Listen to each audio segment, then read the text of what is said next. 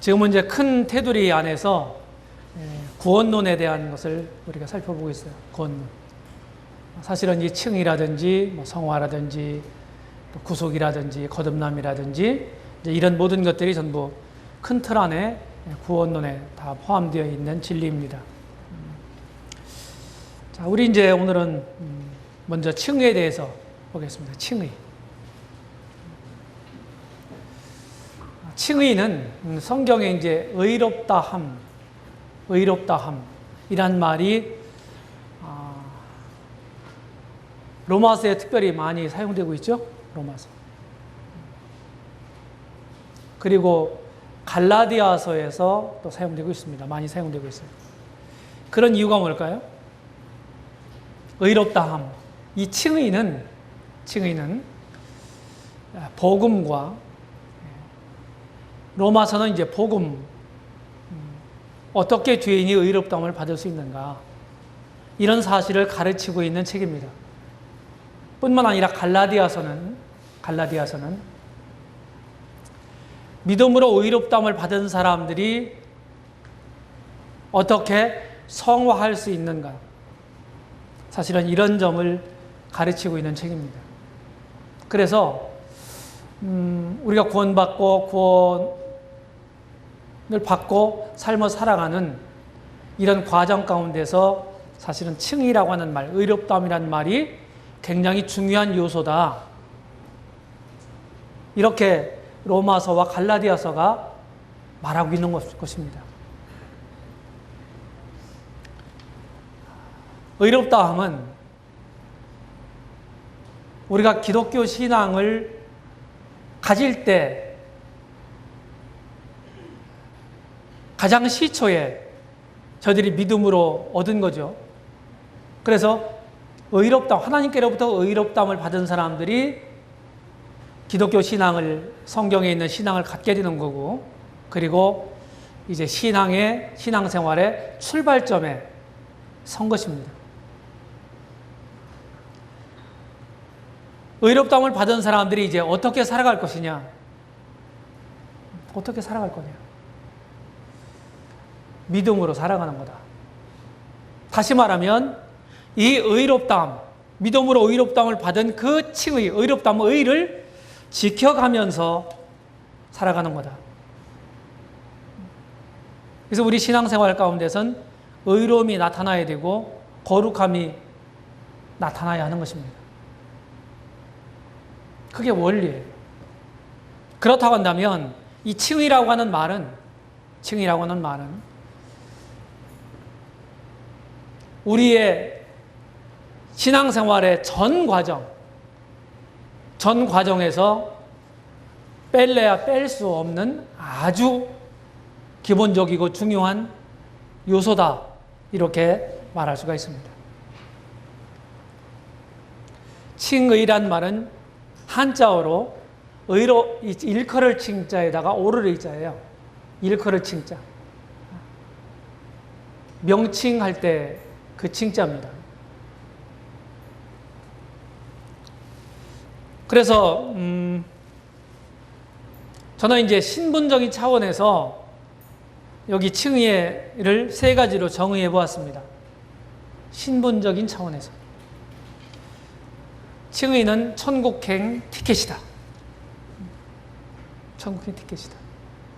그래서 하나님으로부터 의롭다함을 받지 못한 사람들은 천국에 들어갈 수가 없는 거예요. 왜? 티켓을 못 가지고 있으니까. 그 다음에 두 번째는 칭의는 천국 법정의 무죄 선고다. 좀 풀어서 말씀을 드리면 이 의라고 사용되고 있는 말은 사실은 이 전쟁 가운데서 승리를 의미하기도 하고 또 법정에서 무죄를 의미하기도 하고 우리 삶을 살아가는 데 있어서 무죄함을 의미하기도 합니다. 근데 천국 법정에서 어떻게 우리가 무죄 선고를 받아서 의로운 사람이 됐습니까? 우리는 여러 정황과 증거들을 가지고 천국 법정에 기소됐습니다. 이 사람은 삶 자체가 다 죄입니다. 죄덩어리예요.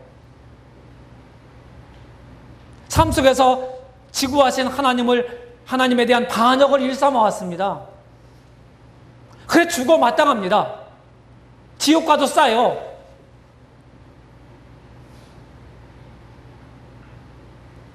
이렇게 고소가 된 겁니다.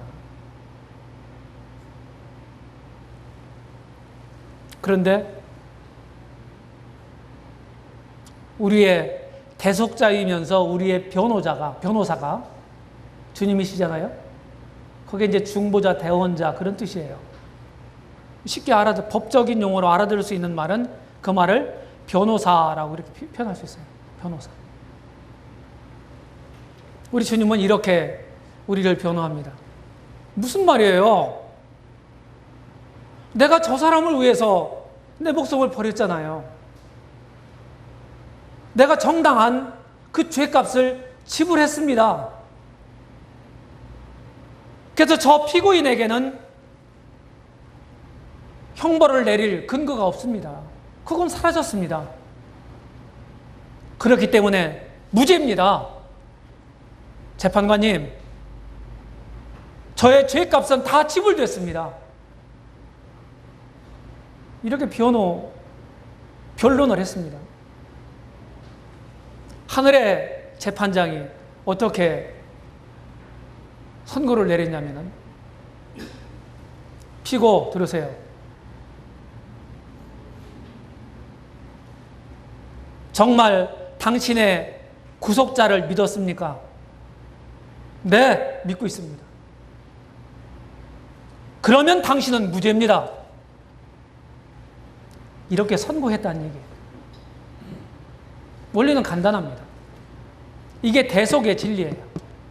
대속의 진리. 대신 값주고 샀다. 죄로부터, 사단의 권세로부터, 지옥 형벌로부터 우리 건져냈다. 그 말이 우리 다음 주제 구속이라는 의미입니다. 이런 것들이 따로따로가 아니라 다 이렇게 맞물려 있는 거예요. 회심, 거듭남, 칭의, 구속, 성화, 이런 것들이 따로따로 노는 게 아니라 서로 유기적인 복합체가 되어서 하나의 진리를 나타내는 것입니다. 세 번째로, 칭의의 정의는요, 신자가 은혜로 얻은 신분이다. 그래서 성경에 보게 되면 의롭다함을 얻었은즉 값없이 의롭다함을 얻은 자 되었느니라. 전부 이제 과거형으로 말씀하고 있거든요. 그렇죠? 과거형. 과거형 아니면 현재형. 현재형은 믿는 그 순간에 가지고 있다 그런 뜻으로. 어떤 것은 현재 완료형. 믿는 그 순간에 주어졌다 그런 의미로. 어떤 것은 과거형으로 이미 우리가 믿었으니까 그때 믿었을 때 얻은 거다. 이런 의미로 성경은 말씀하고 있는데요. 이미 죄인들이 의로운 사람이 된 거예요. 그래서 우리가 이제 복음을 전하고 이제 질문을 합니다. 죄가 있습니까? 이렇게 질문을 하면 이 질문은 조금 더 이렇게 분류해서 얘기하게 되면은 신분적인 의의를 물어보는 거예요. 저는 아직도 죄인이에요. 이제 복음적인 차원에서 그렇게 복음을 들은 사람이, 믿었다고 하는 사람이 그렇게 대답하면 그것은 다시 말해서 믿음으로 의롭다함을 받았다고 하는 진리를 아직 깨닫지 못한 거다. 이렇게 우리가 볼 수가 있습니다. 근데 이제 믿은 뒤에 우리의 삶을 살아가는 과정에서 죄가 진짜 없나요? 이렇게 물어본다면 나는 죄가 없어요. 나는 의인이에요. 이렇게 말하는 것은 신분적으로 말하는 건데 실제로는 있잖아요. 이것이 신분과 상태의 차이입니다. 이 두 가지를 다 우리는 가지고 있는 거예요. 우리는 하나님으로부터 신분적으로 의롭다함을 받았지만 상태적으로는 아직도 연약하고 부족하고 사실은 죄 있는 모양 가운데 살고 있는 거예요. 죄의 모양 가운데. 그렇지 않은가요? 그래서 우리는 구원받을 때만 하나님의 은혜를 필요로 하는 게 아니라 구원받은 후에도 여전히 하나님의 은혜를 필요로 하는 거예요. 그래서 주님을 의지하고 영적인 원리에 의해서 살아가야 합니다. 그렇지 않으면요, 우리 삶 가운데 의로움을 나타낼 수 없어요. 그래서 여기 신분이라고 말씀드렸어요. 믿음으로 얻는, 은혜로 얻는 신분이다. 믿는 자에게 그냥 주시는 거예요, 하나님이. 그 신분이 항상 먼저예요. 상태는 신분 후에 따라오는 거예요. 영어로 말하면 포지션, 신분은 포지션이에요. 상태는 컨디션이에요. 컨디션. 그래서 우리가 신분적으로 굉장히 많이 말을 하고 있거든요. 우리가 뭐 믿음의 고백을 할 때도 그렇고 여러 가지로. 그래서 이렇게 얘기할 수가 있어요. 칭의와 관련해서 구속자를 믿는 자에게 하나님이 은혜로 의롭다고 하셨어요. 하나님이 선언하셨다고요. 그러면 우리는 하나님이 의롭다고 했으니까 우리는 어떻게 받아들여야 돼요?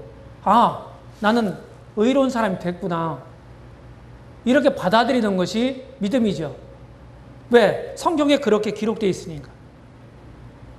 믿음으로 의롭다함을 얻었은 즉.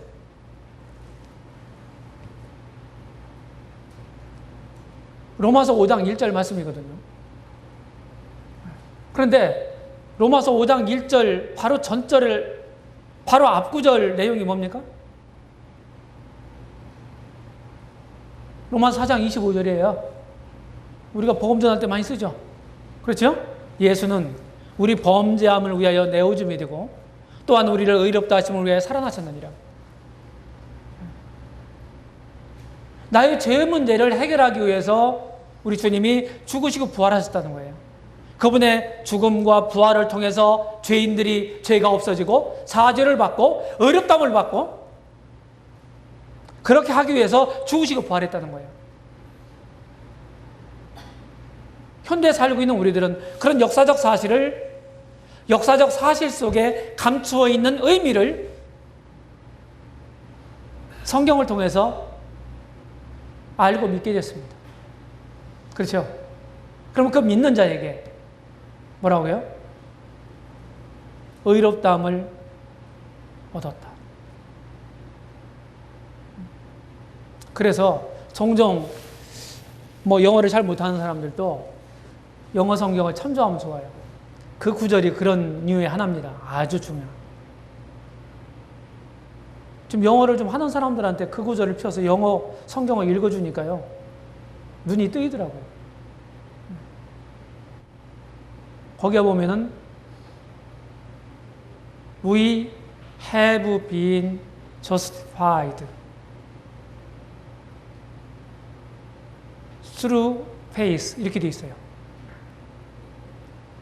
믿음으로 의롭다함을 받은 거예요. 현재 완료 수동태예요. 영어 좀 아는 사람, 문법 아는 사람들은 알죠, 무슨 얘기인지. 믿는 순간에, 현재 완료는 믿는 순간에 행위가 스톱한 거예요. 수동태는 행동을 당한 거예요. 그게 무슨 말이냐? 믿는 순간에 하나님이 의롭다고 선언하셨다. 하나님. 그 믿음 보시고. 이런 말이거든요. 그렇다고 한다면 이 의라고 하는 신분을 가지고 있는 사람들은 어떻게 되겠어요? 의로운 나라에 들어갈 수가 있는 거예요. 천국은 성경 뭐라고 말합니까? 주님의 천년왕국은, 오늘날 우리 시대는요, 이 성령의 왕국은 성령이 오셔서 성령이 역사하고 있는 시대죠. 그래서 성령의 왕국이라고 표현도 하거든요. 성령의 왕국은 정의가 서요, 불의가 서요. 예? 진짜로 원리 원칙대로 사는 사람이 잘 돼요. 술수와 이런 규율에 능한 사람들이 잘 돼요. 예? 세상이 어떤 세상입니까? 오히려요, 고지고대로 하면은 손해보는 세상이에요. 우리가 살고 있는 이 시대는요. 그렇다고 해서 세상의 손해를 안 보기 위해서 여러분들이 타협하라는 말이 아닙니다. 세상 세태가 그렇다. 그래서 의가 사실은 무시당하고 고난받는 시대예요. 그런데 주님이 오신 다음에 세워질 천년왕국 때에는요, 어떤 세상입니까? 주님이, 의로우신 주님이 의로, 정의로 통치하시는 시대예요. 정의로 통치하신다.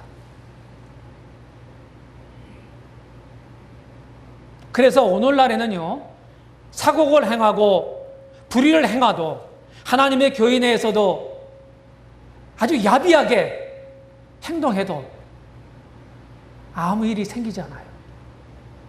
그런데 천년왕국 때는요, 주님이 그걸 참지 못하십니다. 즉각적인 응징이 옵니다. 그게 의로 다스린다는 의미예요. 즉각적. 그 시대는 여호와를 아는 지식이 마치 물이 바다를 넘친같이 넘치던 시대거든요. 여호와를 아는 지식이 편만한 시대라고요. 그런 시대에서 사곡히 행하고 불의를 행하고 하는 사람들은 주님의 응징을 피해갈 수 없다. 그래서 의로 통치하는 시대예요. 그런데 오늘날의 크리스찬들에게는, 크리스찬들이 갖는 소망의 나라, 그 천국은요, 베드로후서 3장에 보게 되면은 의에 거하는 곳이라고 그랬어요. 의에 거하는 바 새하늘과 새 땅을 우리가 바라보도다. 의에 거하는 나라라고요. 거기는 죄의, 악의 모양이라도 없죠. 죄가 그곳에서 발붙일 틈이 없습니다. 거기는 의로움만이 존재하는 거예요. 그런 나라이기 때문에 그 하나님으로부터, 의로우신 하나님으로부터 의롭다함을 받은 칭의를 수여받지 않고서는 결코 의에 거하는 그곳에 갈 수 없다.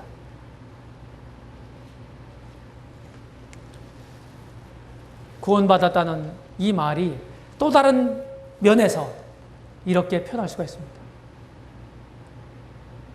그러면 하늘법정에서 무죄 선고가 났으면 더 이상 왈가왈부할 필요가 없죠? 그렇죠? 그런데 우리가 이런 말씀을 생각하면서 로마서 1장 32절에 보면은 28절 이하에 보게 되면은 사람들이 마음에 하나님 두기를 싫어하고 각종 죄들을 짓습니다. 근데 하나님이 뭐라고 그랬어요? 이와 같은 일은 사형에 해당하다고 하나님이 정하심을 알고도 자기들만 행할 뿐 아니라 그와 같은 일을 행하는 사람들을 옳다 한다. 이게 세상 세태거든요. 하나님이 이런 사람들은 사형에 해당하다고 정하셨다. 그게 뭐예요? 하늘법정에서 사형 언도가 내려졌다는 뜻이에요. 죄인들에게.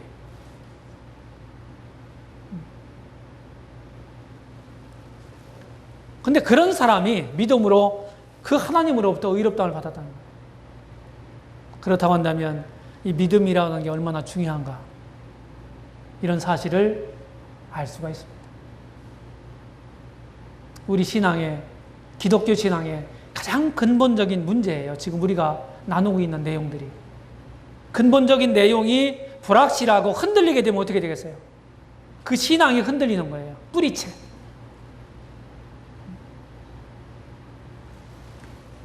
왜 이단 사설에 그 가문 이설에 우리가 쉽게 넘어갑니까? 왜 그런가요? 이런 진리를 우리가 잘 모르고 이런 진리의 토대 위에 우리 신앙이 확실하게 놓여있지 않기 때문입니다. 이런 확실한 진리 위에 내 신앙을 놓는 방법이 뭘까요? 이걸 알고 믿는 거예요. 알고 확신하는 거라고요. 알고 확신하는 거예요. 그렇지 않으면 안 돼요. 우리는 지금 이제 교회라고 하는 공동체 안에서 살아가고 있잖아요. 우리가 하고 있는 모든 이런 그 행습이라든지 섬김의 방법이라든지 이런 어떤 원리에 의해서 우리가 왜 이렇게 행하는 건지 이런 거에 대해서 이제 우리가 이렇게 쭉 해가는데 그런 것들을 여기에 있는 우리 형제자매들이 한 사람 한 사람이 모두가 다 확실하게 그걸 알고 이렇게 안 하면 안 된다. 그렇게 확신 가운데 여러분들이 아멘으로 함께하고 있습니까? 사실은 그렇지 못해요. 그래서 이런 계속 재교육이 필요한 거예요. 내가 그런 무리와 함께한다고 해서 내 신앙도 똑같다고 생각하지 마시기 바랍니다. 신앙 수준은 다 달라요. 성경을 통해 확실하게 우리가 배워야 되는 거예요. 그러면 다른 사람들이 다 배반을 해도 어떻게 합니까? 다른 사람들이 내가 옳다고 하는 이 진리를 믿고 있는데 이런저런 이유로 떠나요. 그러면 나는 어떻게 해야 합니까? 내가 이것은 옳은 것이고 확신하고 이렇게 살아야 된다, 순종해야 된다. 이렇게 했던 그 진리와 함께하던 사람들이 떠났다 이 말이에요. 바뀌었다 이 말이에요. 그럼 나는 어떻게 해야 합니까? 그 사람 따라가야 되나요? 예? 그건 확신하는 게 아니에요. 믿는 게 아닙니다. 아시겠습니까? 그건 믿는 게 아니었어요. 진짜 확신하는 거라면요. 마치 아리우스 논쟁으로 삼위일체 진리가 위기에 봉착했을 때 아타나시우스라고 하는 그때 당시 아리우스주의가 대부분 사람들이 다 그걸 추종했거든요. 동조했거든요. 예수님은 훌륭한 분이지만은 하나님이 아니다는 얘기예요. 성부 하나님과 하나님보다 열등한 존재다. 이렇게 가르치는 주의였습니다.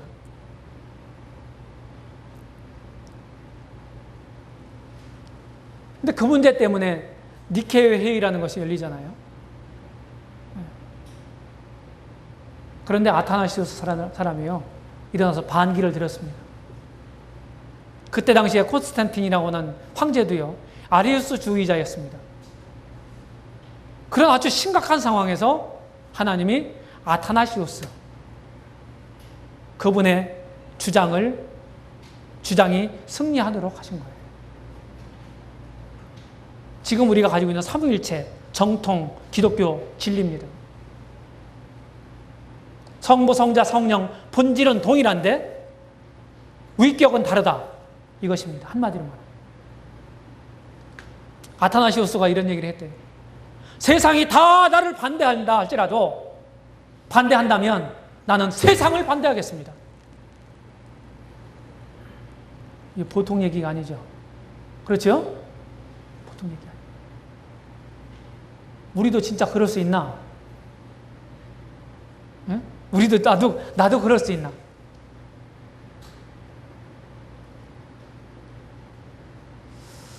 우리가 그런 환경 가운데 처해 있지 못했기 때문에 그럴 수 있죠. 그런데요, 이렇게 얘기할 수 있어요. 비유로 들어서. 교회 안에서 어떤 이슈들이 생기고 이런 게 생기잖아요? 그럼 여러분들은 그것을 어떻게 판단하고 어떤 길을 여러분들이 정해서 가야 됩니까? 뭡니까 그것은? 말씀이에요. 말씀. 근데 대개는 분위기를 많이 따라갑니다. 분위기, 세상에 살면서도 세상 조류를 따라서 사는 것처럼 교회 안에 있는 그런 분위기를 따라서 우리가 많이 움직여요. 그렇죠? 누구 쪽으로 많이 쏠렸나? 사람들이, 더 많은 사람들이 무엇을 생각하나, 더 원하나? 이런 쪽으로 생각을 한단 말이죠. 많은 사람이 지지한다고 해서 옳은 게 아닐 수 있습니다. 얼마든지 성경적으로, 역사적으로 우리는 증명을 받았습니다. 그 사실에 대해서. 그렇죠? 그래서는 안 된다. 그러면 그건 신앙을 망치는 거다.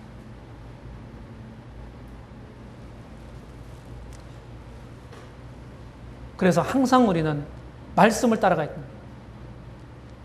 그러면은 우리가 어떤 이슈가 생겼을 때 우리가 중심을 바로잡고 성경에 있는 이런 믿음을 우리가 지킬 수 있는 방편이 뭔가요?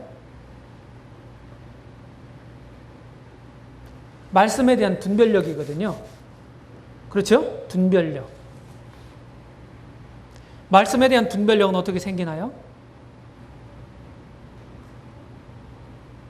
어떻게 생겨요? 어떤 이슈를 딱 던져보고요. 어떤 형제님이 그랬대요. 사역하던 형제님이 교회에 부정적인 일이 일어났어요.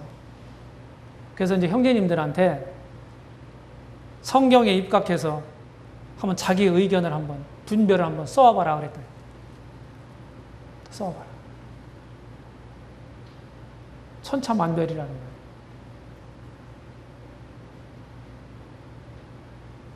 바른 분별은 성경을 얼마나 넓고 깊게 알고 있느냐. 바른 분별은 성경을 통해서 오는 거예요. 그러면은 분별이 옳고 그름의 정도는 왜 그런 차이가 나느냐? 그 차이는 성경을 얼마나 넓고 깊게 알고 있느냐. 이 차이에서부터 오는 거예요. 그래서 성경에 주목하지 않으면 안 된다. 어떤 이슈가 생기고 내가 분별을 하고 결정을 해서 선택을 해서 내가 내 노선을 결정할 때 그런 순간들이 온다면 그때 금방 하나님 말씀이 내 속에 확 들어와서 그 말씀이 빛이 되고 내가 분별력을 바르게 해서 결정하고 그럴 수 있는 게 아니에요. 평소에 내가 공부하고 알게 된 그 말씀이 재료가 돼서 그때 그거에 의해서 분별하고 판단하게 되는 거예요. 주목하시기 바랍니다. 저는 그런 것들을 많이 보아왔습니다. 교회에서, 교회 섬기면서. 그래서는 안 된다. 그럴 때마다 제가 마음이 아팠어요. 그럴 때마다. 액면만 보지 마세요. 액면만. 네. 그 다음에 칭의가 왜 중요합니까? 성경을 보게 되면은 의롭다함을 받는 방법이 두 가지가 있다고 얘기하고 있어요. 의롭다함을 받는 방법. 하나는 우리가 완벽하게 행하면 되는 거예요. 완벽하게 행하면. 그러면 우리가 의로운 사람이 되는 거예요. 근데 그건 가능한 일입니까? 불가능한 일이에요. 그래서 안 되니까, 그 방법은 안 되니까 하나님이 다른 방법을 사용하셨는데 그것이 구속의 방편이에요. 구속의 방편.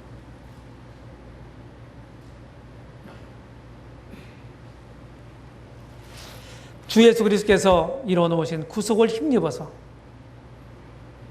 구속을 이루신 그분을 믿음으로 우리가 의롭다함을 받는 것입니다. 그게요. 로마서 3장 마지막 부분에 보게 되면 예수님 찾아볼까요? 로마서 3장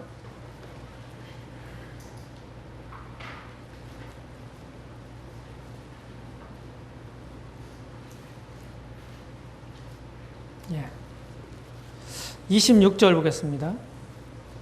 곧 이때에 자기의 의로우심을 나타내사 자기도 의로우시며 또한 예수 믿는 자를 의롭다 하려 하심이니라.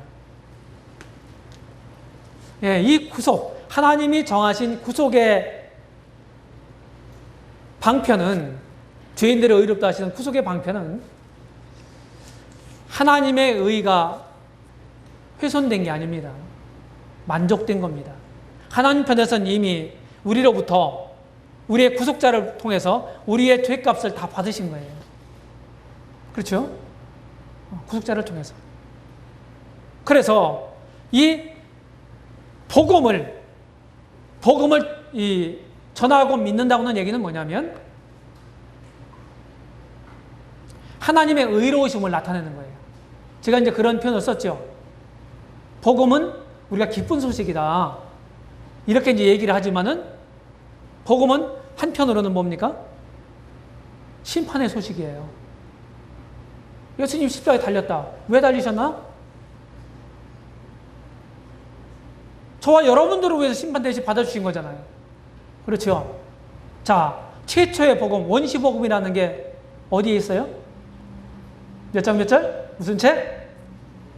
응? 네, 창세기 3장 15절. 자, 창세기 3장 15절은 선악과를 따먹은 직후에 하나님이 심판을 내리시는 장면이거든요. 15절은 유혹한 뱀에게 내리는 심판의 말씀이라고요. 그렇죠? 그래서 최초의 복음서부터 복음은 뭐예요? 여자의 후손을 약속한 거거든요. 그럼 그건 뭡니까? 좋은 분위기에서 그 말씀 하신 게 아니거든요. 그렇죠?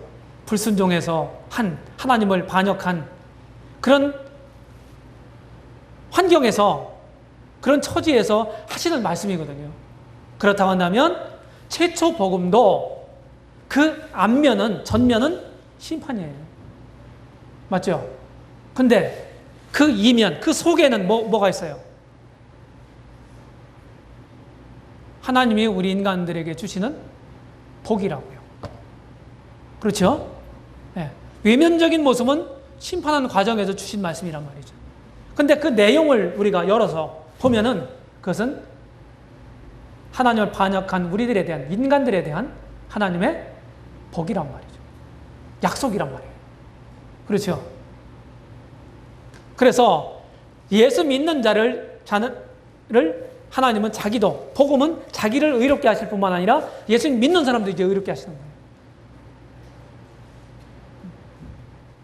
그래서 전혀 하나님의 그 완전한 속성에 문제가 되지 않으면서 우리 죄인들을 이렇게 의롭다 하시는 이런 방편을 하나님이 마련하시고 그것을 이루시고 전하시고 믿게 하시고 그러신 거 아니에요?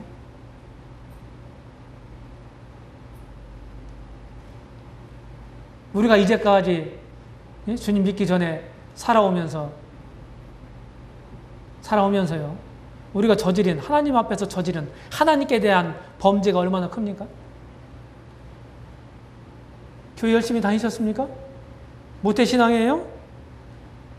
그런데 여러분들이 복음을 깨닫지 못했다면 교회에 아무리 모태신앙, 어머니 뱃속에서부터 다닐지라도 복음을 믿지 않았다고 하는 얘기는 뭡니까? 복음을 주시고 복음을 이루신 그분께 뭐 한 거예요? 반역한 거예요. 그분을 거절한 거라고요. 복음이 없는 곳에는 어떤 원리에 의해서 지배를 받습니까?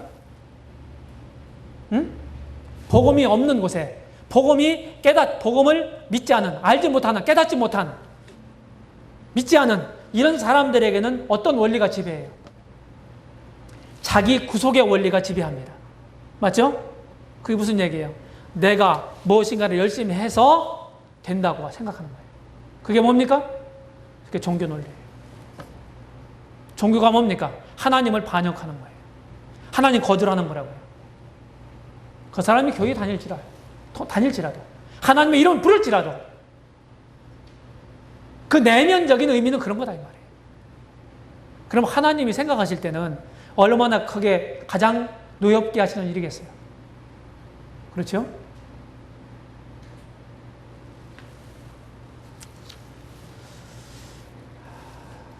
이 칭의에 대한 오해가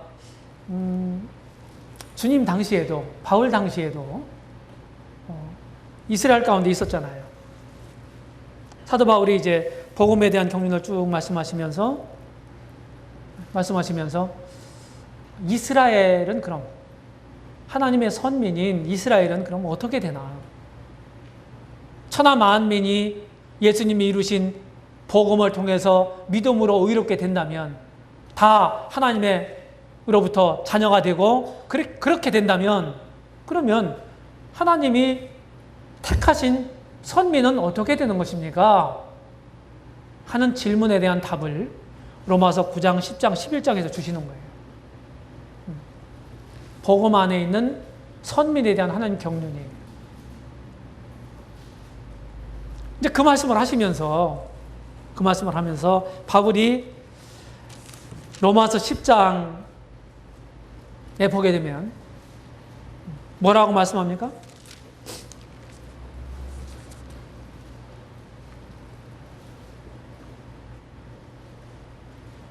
자기 동족들을 생각할 때마다 바울은 참 고통하는 마음이 있었다고 고백합니다.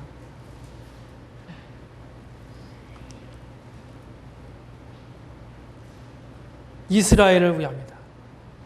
그들이 어떤 상태에 있었어요? 2절, 3절에 보면 내가 증거하노니 저희가 하나님께 열심히 있으나 지식을 좇은 것이 아니라 하나님의 의를 모르고 자기 의를 세우려고 힘써 하나님의 의를 복종치 아니하였느니라.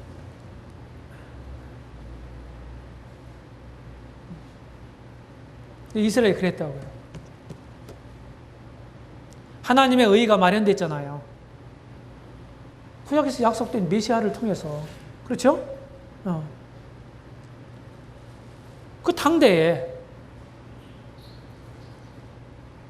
그런데 하나님이 마련하신 의는 어디에 있어요? 예수님 안에 있는 거예요. 하나님의 의는. 그 의를 모르고, 하나님 의를 모르면 어떻게 합니까? 이스라엘처럼 자기의 의를 힘써 세우려고 하는 겁니다. 그게 뭐예요? 종교 행위예요. 종교적 열심. 그러면 결국 자기의 의를 세우려고 하면은 어떤 의가 부인되는 거예요? 하나님의 의가 부인되는 거예요. 그 종교적 열심이 강하면 강할수록 더 힘써서 하나님의 의를 부인하게 되는 거예요. 이스라엘이 그랬다. 이스라엘. 이런 것처럼 오늘날 기독교계에도 슬프게도 이런 현상들이 있다고 하는 거죠. 제가 언제가 손 들어보라고 그랬는데, 교회에 다니셨던 분 한번 손 들어보세요. 구원받기 전에 교회 다니셨던 분 번쩍 들어보십시오. 절반이 넘는 것 같은데요. 그죠?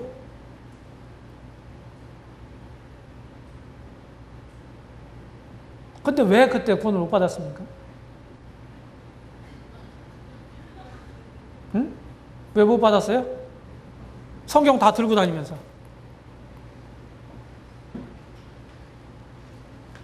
그래서 이 복음은 비밀이라고 하는 겁니다. 비밀. 비밀은요, 보여진 사람에게만 알 수 있거든요. 그렇잖아요.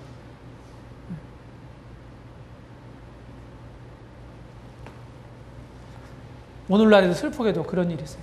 그 역사 가운데요, 계속해서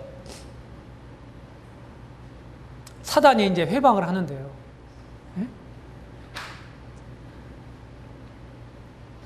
회방을 하는데 어떻게 회방을 하냐면은 하나님이 이제 사람들을 위해서, 예를 들면요, 비유적으로 얘기하면 하나님이 우리 인류를 위해서 아주 맛있는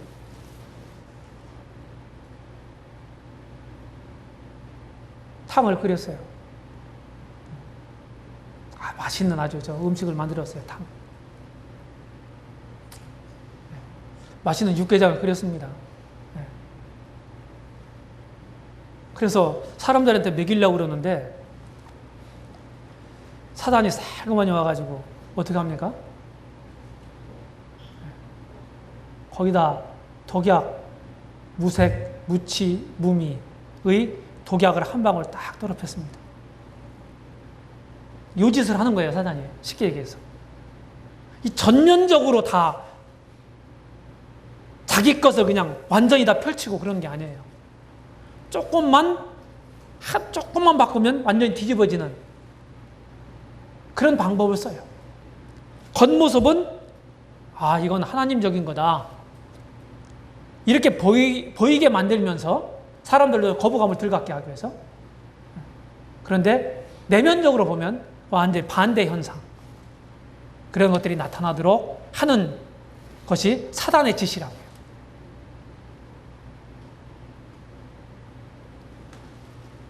그런 일이 여전히 구약시대 때도 있었고 지금도 이 기독시대에도 계속 있는 거예요. 칭의의 수여자는 누굽니까? 하나님이에요. 이 로마서 8장에 분명하게 말씀하고 있어요. 8장 거기 인용된 33절, 34절에 보게 되면은 누가 능히 하나님의 택하신 자들을 송사하리요?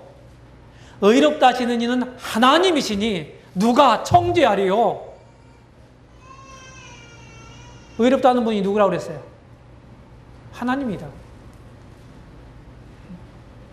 그래서 예수님을 믿은 사람들, 그분이 나의 유일무이한 구속자다. 대속을 이루셨다. 그 복음을 깨닫고 그분을 믿은 사람들, 그런 사람들을 향해서 하나님은 선언하셨습니다. 너는 의로워졌느니라. 선언하셨어요. 그걸 믿는 게 믿음이에요. 그럼 천상천하의 최고의 재판장이, 최종의 재판장이 예수님 믿는 사람들을 의롭다 하셨으면 그걸 누가 번복할 수 있어요? 우리나라는 삼심제도가 있죠. 그렇죠? 재판제도가. 그 대법원이라는 게 있지 않습니까? 그럼 대법원에서 상고를 해가 대법원에서 재판받았어요. 거기서 선고가 내려졌습니다.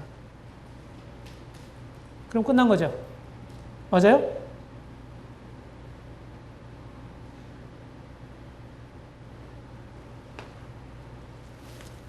더 이상 흔들리지 마시기 바랍니다. 중요한 건 뭐예요? 내가 진짜 이 복음을 내가 알고 진짜 믿었냐? 이 믿음의 문제예요. 믿었냐 안 믿었냐 진짜로.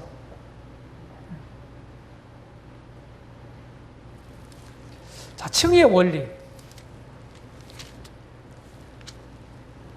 중요한 얘기입니다. 제가 이제 복음을 전한 복음 파일에 이제 이 교리를, 구원과 관련된 교리를 정리하면서 하나 이제 테이블로 만든 게 있잖아요. 복음 전하는 우리 형제님들이나 자매님들은 잘 아실 거예요. 칭의론. 그렇죠? 네. 잘 설명되어 있는데. 성경에 보게 되면은, 여기 이제 빨리 넘어갈게요. 로마서 5장 9절에 보게 되면은, 그의 피로 의롭다 하심을 얻었은 즉, 피로 의롭다함을 받았다. 이 피는 누구 피냐면은 그 피예요. 예수님의 피. 예수님 피. 이걸로 의롭다함을 받았다. 이 말은 무슨 말이냐면은 죄인들을 의롭다 하시는 대가예요. 대가. 값이, 정당한 값이 지불돼야 그 사람이 뭐예요? 변제가 되는 거거든요. 정당한 값이 지불돼야. 그 피는 죄인을 의롭다 하시는 하나님의 대가예요. 이 대가가 지불돼야 사람들에게 은혜가 베풀어지는 거예요. 대가가 지불되지 않으면 은혜가 베풀어질 수 없는 거예요. 근데 언제나 이 세상에서도 어머니 은혜, 스승의 은혜, 뭐 누구 은혜 이런 얘기를 쓰잖아요. 근데 은혜는요, 항상 그 이면에 보게 되면은요, 희생이 있는 거예요. 그래, 안 그래요? 희생, 대가거든요, 그게요. 대가가 없으면 은혜가 베풀어질 수 없어요. 자, 우리가 구원받은 다음에, 자, 은혜롭게 산다. 은혜를 베풀며 산다. 내가 다른 사람들을 위한 희생을 해야 된다. 그런 말이거든요. 희생 없는 은혜는 없어요. 그래서 이 피로 의롭다를 받았다는 말은 무슨 말이냐면 성부 하나님이, 예를 들면 성부 하나님이 죄인들에게 요구하시는 게 있다고요. 뭘 요구해요? 너희들 생명 내놔. 죄값으로. 쉽게 표현하면 이런 말이거든요. 그런데 성자 하나님이요. 성자 하나님이 대신 당신의 목숨값으로 목숨을 주셨다고요. 그렇죠? 그 값을 지불했어요. 당신 목숨값으로. 그래서 피로 의롭다함을 받았다는 말은 하나님이 죄인을 의롭다 하시는 대가다. 그리고 관계적인 면에서 표현하면 성자 하나님과 성부 하나님의 거래다. 성부 하나님과 성자 하나님과의 관계 속에서 이루어진 일이다 하는 말이에요. 아셨어요? 자, 그걸 근거로 해서 하나님은 여기 로마서 3장 24절에 있는 것처럼 그리스도 예수 안에 있는 구속으로 말미암아 하나님 은혜로 값없이 의롭다함을 얻은 자 되었느니라. 여기 은혜로 의롭다함을 받았다고 그랬죠. 그렇죠? 이건 뭐냐? 하나님께서 죄인을 의롭다 하시는 원칙이다. 제가 지금 이제 순서적으로 지금 말씀드리는 겁니다. 칭의의 원리에서 이 순서도 중요합니다. 먼저 피입니다. 그 다음에 은혜입니다. 그 다음에 믿음입니다. 그 다음에 행함입니다. 이 순서 굉장히 중요합니다. 원칙이에요. 죄인을 의롭다 하시는 하나님의 원칙. 이게 뭐야? 은혜입니다. 그래서 하나님은 은혜로 죄인들을 의롭다 하시기를 기뻐하시는 거예요. 그런 원칙을 딱 세우셨어요. 다른 방법이 아니에요. 왜? 뭘 근거로 이렇게 은혜를 베푸실 수 있어요? 아드님의 희생의 대가를 통해서. 무슨 얘기인지 아시죠? 그게 없으면 안 되는 거예요. 은혜가 베풀어질 수가 없어요. 이거는 뭡니까? 자, 하나님 편에서 우리 사람과의 관계예요. 하나님이 먼저예요. 은혜는 위로부터 이렇게 내려오는 거죠. 그러죠? 그래서 하나님 편에서 우리 사람들에게 내려오는 거예요. 은혜가. 하나님 계속 은혜를 내려주세요. 죄인들에게. 그러면 여기 세 번째 원리에서 조금 전에 말씀드렸죠. 로마서 5장 1절에 보게 되면 믿음으로 의롭다 하심을 얻었다. 여기 믿음이란 말이 나와요. 믿음으로 의롭다 하심을 얻었다. 그래, 이 믿음이 뭐냐? 복음 전할 때도 우리가 믿음을 강조하잖아요. 그렇죠? 이 믿음은 하나님께로부터 죄인이 의롭다함을 받는 유일한 수단이에요. 유일한 수단. 칭의의 수단이 믿음이에요. 다른 방법은 없어요. 그러면 뭘 믿는 거예요? 믿는 내용이 있어야 되잖아요. 덮어놓고 믿는 게 아니잖아요. 그게 뭐예요? 이미 성자 하나님이 나를 위해서 지불하신 대가입니다. 그걸 근거로 해서 하나님이 이제 믿기만 해라. 은혜를 내려주시거든요. 죄인들에게. 그러면 그런 은혜를 내가 알고 거기에 대한 그 하나님이 내려주신 은혜에 대한 반응이 뭐예요? 믿음이다. 그래서 믿음은 사람 편에서, 내 편에서 하나님께로 올라가는 거다.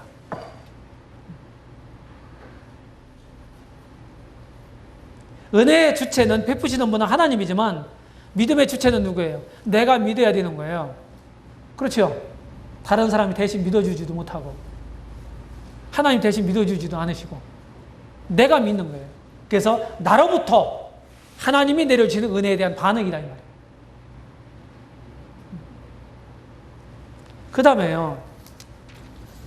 그 다음에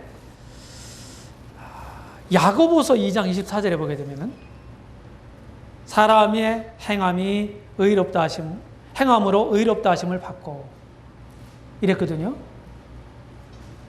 믿음으로만 아니니라.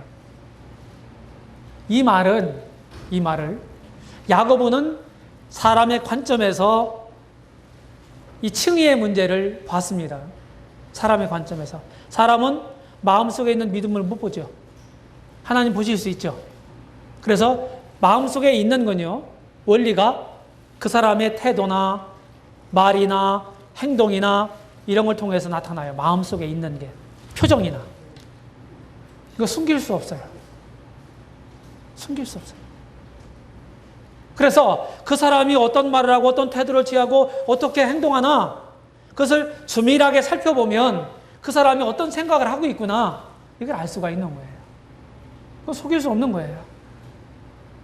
그러면 우리 마음에 믿음이 있다면 삶으로 그것은 자연스럽게 나타나는 거다. 이런 차원에서 야고보가 가르치고 있는 거예요. 근데 반면에 로마서의 바울은 하나님 차원에서 보는 거예요. 하나님 관점에서. 하나님은 우리 마음속을 보실 수 있잖아요. 그래서 믿음만 있으면 하나님의 의롭다움을 받는다. 이렇게 표현했는가 하면 야고보는 마음에 있는 믿음이 참된 믿음이 마음에 있으면 행동으로 반드시 나타날 거기 때문에 삶으로 말로만 믿는다고 하면서 삶으로 표현되지 않는 믿음은 가짜다 이렇게 얘기를 하는 거예요. 그런 차원에서. 그래서 여기 행함으로 의롭다움을 받는다는 말은 무엇입니까? 이미